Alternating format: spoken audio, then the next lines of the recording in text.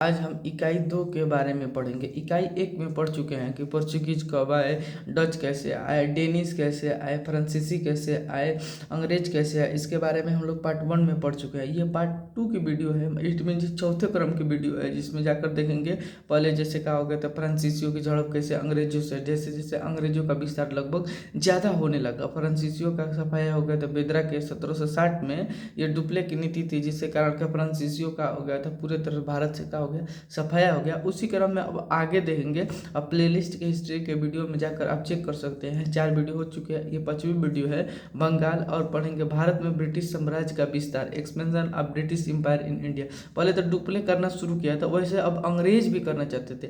करने ज़्यादातर का टैक्स रिवेन्यू करेंगे, व्यापार से ट्रेड से ज़्यादा पैसे। इनका मानना था कि अब ज़्यादा पैसे नहीं होगा, इसीलिए इन्होंने कहा कि टैक्स सोच रहे थे कि राजनीतिक हम पॉलिटिकल दबाव बना लेंगे, तो यहाँ पर लैंड से जितना भी आएगा, हम भूमि से जितने कर आएंगे उसे लेकर हम व्यापार में और भी वृद्धि हम कर सकते हैं। ठीक, इसमें देखेंगे बंगाल, मैसूर और मराठा और पंजाब और अवध के बारे में पढ़ेंगे। ब्रिटिश विस्तारवाद नीति, घेर की नीति, ये फोर्टिफिकेशन करते थे, किलाबंदी करते थे। जिस जगह में रहते थे ये फोर्ट पूरी तरह से क्या कर देते थे, किला कर लेते थे। सहायक संधि, सब्सिडरी अलायंस, इसके एक एक करके बारे में डिटेल्स में आगे चल के वीडियो में पढ़ेंगे। व्यक्तिगत का सिद्धांत, डॉक्ट्रिन्स ऑफ लाइफ की सिद्धांत पढ़ेंगे।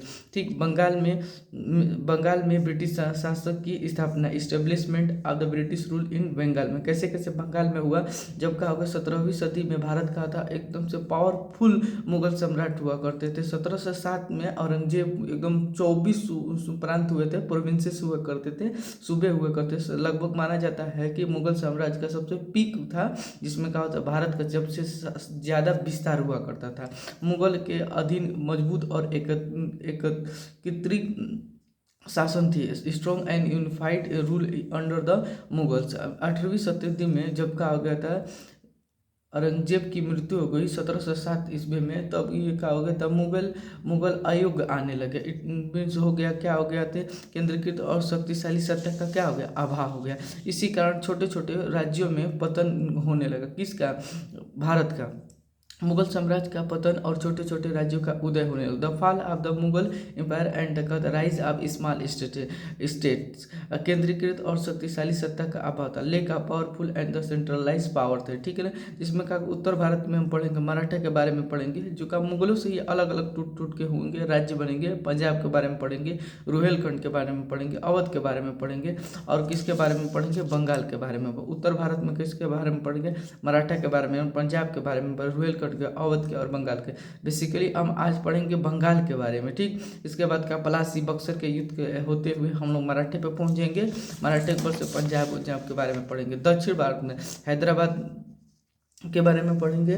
और क्या होगा, कर्नाटका के युद्ध तीनों पढ़ चुके हैं, फ्रांसीसियों से कैसे कैसे हुआ। मैसूर, कर्नाटका के बारे में भी पढ़ लेंगे, तो वहाँ पे भी युद्ध की एक बार क्या कर लेंगे, जिक्र कर लेंगे। ठीक, और एक बंगाल के बारे में हम पढ़ेंगे। बंगाल जो वर्तमान में बंगाल है, बंगाल और बिहार और उड़ीसा वाला क्षेत्र है। ठीक, बंगाल और बिहार उड़ीसा। क्यों बंगाल पे का सब लोग क्या करते थे, राज्य करना चाहिए, क्योंकि वहाँ की भूमि अच्छी थी, वहाँ पे नेविगेशन अच्छा था, पोर्टिफिकेशन अच्छा था, क्षेत्र विस्तार की संभावना नहीं थी, कोई वहाँ पहुँच नहीं पाया था, मराठा भी वहाँ तक पहुँच नहीं पाया था। ठीक, इसके बंगाल का प्रशासन, एडमिनिस्ट्रेशन ऑफ द का बंगाल, मुगल प्रांत, जो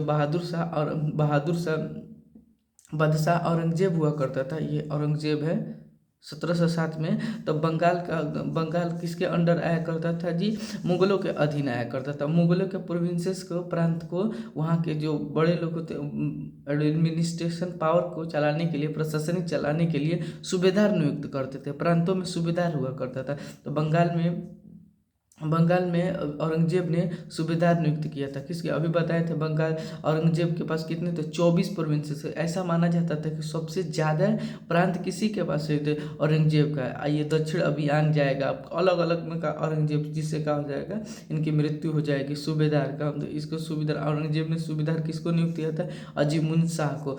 और दीवान किसे नियुक्त किया था, मुर्शीद कुली खान को। जब क्या हो गया था 1707 में औरंगजेब की मृत्यु हो गई थी, उसके बाद में में एक दो और आएंगे मुगल बादशाह, लेकिन उतना योग्य नहीं रहेंगे, वो सब अयोग्य रहेंगे। उसी क्रम में एक फर्रुखियर था। फर्रुखियर का नाम इसलिए लिया जाता है क्योंकि इन्होंने कहा शाही फरमान दिया था किसको, ब्रिटिश को। ये देख लेंगे, पहले बताया गया है वीडियो में। मुगल मुर्शीद कुली खान जब हुआ करता था दीवान, उस फर्रुखियर ने सूबेदार उससे नियुक्त कर दिया। जब सूबेदार नियुक्त कर दिया तो देखेंगे इसके में स्वतंत्र बंगाल की स्थापना कर देगा। ठीक जैसे जैसे टैक्स देना बंद कर देंगे, अलवर्दी खान टैक्स ही देना बंद कर देंगे, सिराजुद्दौला आएगा, प्लासी का युद्ध होगा, उसी क्रम में हम इसको देख रहे हैं। बंगाल अब स्वतंत्र हो चुका है। मुर्शीद कुली खान सूबेदार नियुक्त कर देगा, अंतिम सूबेदार होगा मुर्शीद कुली खान। अब बंगाल का वंशगत शासन के बाद हेरिडिटी रूल इन बंगाल पढ़ेंगे। मुर्शीद कुली खान था पहले, अलीवर्दीन खान था, सिराजुद्दौला था, मीर जाफर था, छूट गया यहाँ पे भर लेंगे, मीर जाफर था। तब से आएगा मीर कासिम। ये सिराजुद्दौला है जिन्हें प्लासी का युद्ध लड़ेगा। ये मीर कासिम है जिन्हें बक्सर का युद्ध लड़ेगा। नजामुद्दौला मुबारक उद्दौला 1760 से 1775 तक ले चलेगा। ठीक, अब ये देखेंगे दूसरे पार्ट में हम लोग। अब इसके एक एक क्रम में हम क्या करेंगे, बंगाल के बारे में पढ़ेंगे। बंगाल इतना महत्व क्यों था, अभी बताए हैं कि अत्यंत समृद्ध प्रांत था, एक्सट्रीम प्रोफेसियस प्रोविंस था, उपजाऊ। यहाँ की मिट्टी कैसी फर्टाइल थी। क्यों फर्टाइल थे, क्योंकि यहाँ पे नदियाँ थी। जहाँ नदियाँ होती है तो आसपास की भूमि उपजाऊ होती ही थे। ठीक, यहाँ पे जब उपजाऊ अधिक हो गई तो यहाँ पे पैदावार भी अच्छी होती थी। नौ परिवहन, नेविगेशन, यह पोर्ट का, यह कहा था समुद्र के किनारे था, इसलिए समुद्र के किनारे था, इसलिए नेविगेशन के लिए भी ये सामान को आयात एक्सपोर्ट इंपोर्ट करने में भी कहा था हेल्पफुल था। क्षेत्रीय शक्ति की चुनौती नहीं थी। यहाँ अभी बताए थे मराठा यहाँ तक पहुँच नहीं पाए, और भी जो भी थे मैसूर था, यहाँ पे मराठा, पंजाब वाले, अवध वाले सभी यहाँ पे पहुँच नहीं पाए थे, इसीलिए no challenge the regional power से था। समुद्री व्यापार बढ़ रहा था, sea trade and the clothing, यहाँ पे समुद्री व्यापार बहुत से बंदरगाह हुआ करते थे जिससे विदेशों से माल भेजा जाता था। बंगाल के नवाब, अब हम पढ़ेंगे बंगाल के नवाब। मुर्शीद कुली खान था। मुर्शीद कुली खान मुगल सम्राट फर्रुखियर द्वारा स्वतंत्र रूप से नियुक्त अंतिम सूबेदार था। क्यों सूबेदार था, जब सूबेदार रहेगा ही नहीं, क्यों, क्योंकि वो उन्होंने क्या करते थे, मुगल साम्राज्य में सूबेदार नियुक्त किया जाता था। जब ये स्वतंत्र बंगाल का स्थापना कर दिया तो फर्रुखियर कहाँ से इसे सूबेदार नियुक्त करेंगे। ठीक, तो ये देख लेंगे आगे। सुधार, इन्होंने क्या किया था, मुर्शीद कुली खान ने क्या किया था, कृषि के तक कवि ऋण, ये एक प्रकार क्रेडिट है जो ऋण दिया करता है। जमींदारी राजस्व को, राजधानी को ढाका से मुर्शिदाबाद बनाया। कहाँ से पूछ लिया क्वेश्चन, राजधानी को अंत, ये पहले क्वेश्चन पूछा जाएगा। अंतिम सूबेदार किस कौन था, मुर्शीद कुली खान ने। इन्होंने कहा किया कृषि के क्षेत्र में एक टैक्स मतलब लोन देने की प्रथा शुरू की थी। मुर्शीद अपनी राजधानी ढाका से मुर्शिदाबाद स्थानांतरित किया था। किसने, मुर्शीद कुली खान ने। फर्रुखियर ने उसी समय शाही फरमान दे दिया था कि मात्र 3,000 रुपये में अंग्रेज बंगाल में व्यापार करते थे। ठीक, टैक्स रेवेन्यू 3,000 रुपये थे, वार्षिक देते थे, जिससे क्या होता था, मुर्शीद कुली खान, अलवर्दी खान, इन्होंने क्या करते थे, विद्रोह करते थे कि तभी भी लोग नहीं मानते थे, क्योंकि लोग का फर्रुखियर का शाही फरमान। उस समय थोड़ा बहुत टैक्स दिया करता था मुर्शीद कुली खान, लेकिन अलवर्दी खान आएगा तो फर्रुखियर को कुछ नहीं देगा। फर्रुखियर रॉयल डिक्री तक दे दिया गया था, किसको, अंग्रेजों को। ठीक, अब ये देखेंगे अलवर्दी खान। एक बार थोड़ा सा युद्ध होगा, एक गिरिया का युद्ध होगा, गिरिया 1714 में होगा, सरफराज और अलवर्दी में। तो सरफराज की इसमें पराजय हुई, जबकि इसमें विजय हुई किसकी, बंगाल अलवर्दी का। तो यही बन जाएगा अलवर्दी खान का बन जाएगा बंगाल का नवाब बन जाएगा। मुगल को राजस्व देना बंद कर देगा, मुगलों को राजस्व देना क्या कर देता, बंद कर देगा।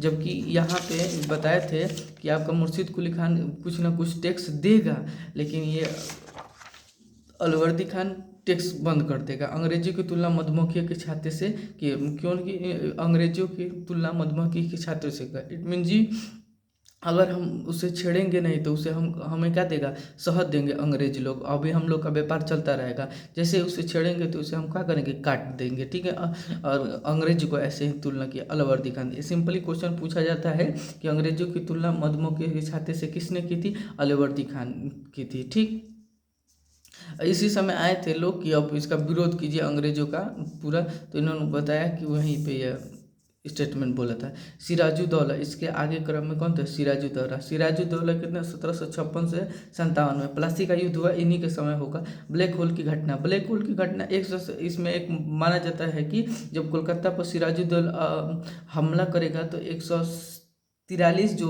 क्या हो गए थे अंग्रेज हुए थे, एक पूरे बड़े कमरे में बंद कर देगा, जिसमें से क्या 123 कुछ आसपास मर जाएंगे और कुछ 23-24 कुछ करीब बचेंगे। जबकि ये कहा जाए कि हालवेल की एक पुस्तक में है, जो कि घटना ये गलत घटना साबित हुई आगे चल के। ब्लैक होल की घटना, ब्लैक होल की फिनोमिना, प्लासी का युद्ध इसी में होगा, सिराजुद्दौला में होगा। अगले नेक्स्ट वीडियो में पढ़ेंगे।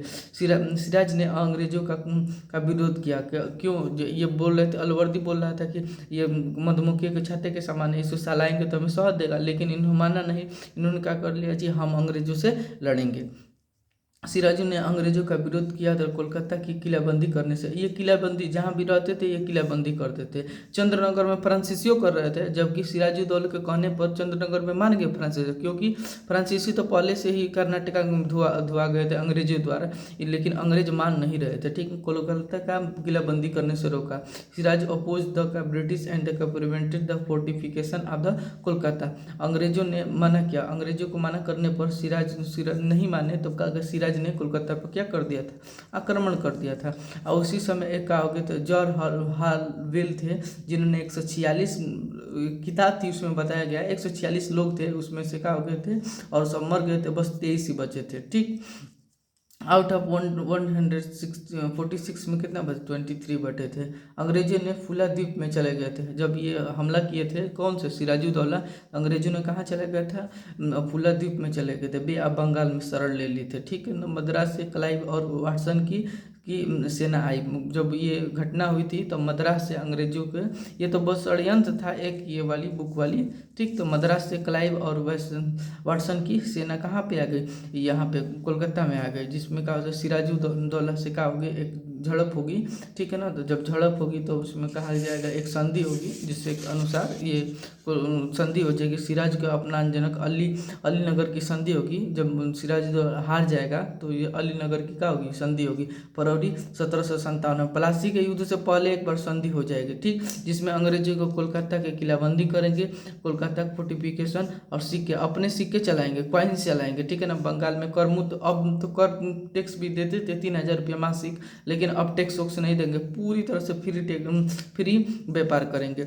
इसमें क्या होता है, रॉबर्ट क्लाइव ने सोचा कि कुछ ना कुछ षड्यंत्र रचा जाए, जिससे क्या हो जाएगा, कॉन्स्पिरेसी रचा जाए, जिससे क्या हो जाएगा कि हम बंगाल में पूरा अब हमारा कब्जा हो। ठीक, तो इसमें क्या किया जी, घसीटी बेगम को अपने ओर के लिए, शौकत जंग को, मीर जाफर को, जगत सेठ को, अमीर चंद को, राय दुर्लभ को, ये सबको अपने ओर एक तरफ मिला लेगा, को अपने पक्ष में मिला देगा, तो क्या हो जाएगा, डन इन योर फेवर में कर लेगा। तब क्या हो जाएगा, किससे हो जाएगा?